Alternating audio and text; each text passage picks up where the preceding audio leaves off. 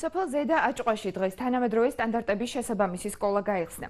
პროექტის ფარგლებში ორსართულიან შენობაში მოეწყო სპორტული დარბაზი, დამონტაჟდა გათბობის სისტემა და აღიჭურვა სასკოლო ინვენტარით. საჯარო სკოლა შეზღუდული შესაძლებლობის მქონე პირებისათვის ადაპტირებულია. სკოლის გახსნის პროცესს აჭარის მთავრობის თავმჯდომარე, უმაღლესი საბჭოს თავმჯდომარე ქობულეთის მაჟორიტარი დეპუტატი საქართველოს პარლამენტში ფატი ხალვაში და განათლების მინისტრი დაესწრნენ. ობიექტის მშენებლობა 2013 წელს დაიწყო და მასზე 446,000 ლარი დაიხარჯა. აჭყვას საჯარო სკოლაში დღეისათვის 66 მოსწავლე ირიცხება.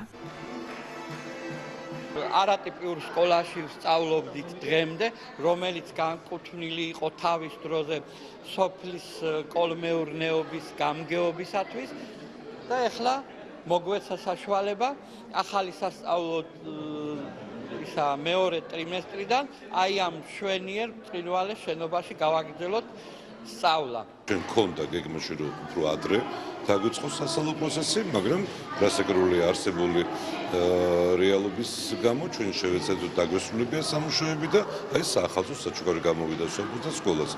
სათასამმართველომაც საკმაოდ იღვაცა და ესეთი ერთგვარად შეიკრა წრე, გზაც მისასვლელი სკოლასთან არის ასფალტირებული, რომელიც ასევე გაადვილებს მოსწავლეებს და პედაგოგებს მოსვლას.